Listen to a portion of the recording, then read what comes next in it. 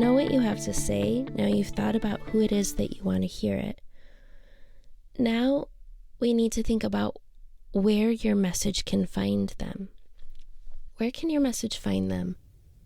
One thing I've noticed lately is that my ideas about this can be biased by the way information finds me. So for instance, I've noticed in talking to other people who take in most of their information in text-based ways, and even in their social media are using text-based platforms, it often doesn't occur to them that the people they might want to be reaching with their message might be taking in information another way.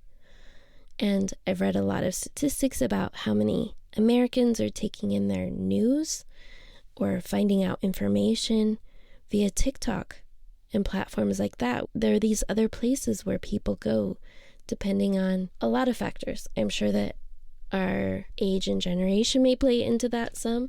You know, what age we were when certain platforms came along. Some of us are still going to YouTube for how-tos, and others have moved on to shorter form vertical platforms like TikTok for information.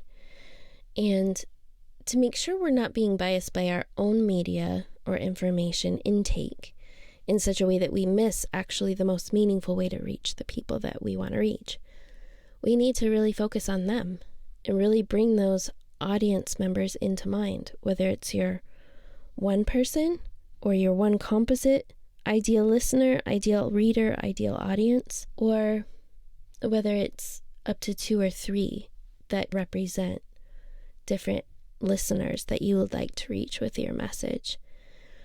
It's really worthwhile to kind of deep dive either with your own inquiry or maybe even talking to people who are in those life stages, professions, positionalities, to ask them, how does information find you?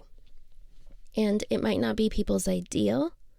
I know some people who love to be big readers and have lots of time with books. Sometimes they're in a life stage where that level of attention is not offered and supported on any kind of regular basis. So things have to come at them in more accessible ways. Is it something they can listen to while they commute, while they walk, while they're out with a dog? Where are they and how can you find them?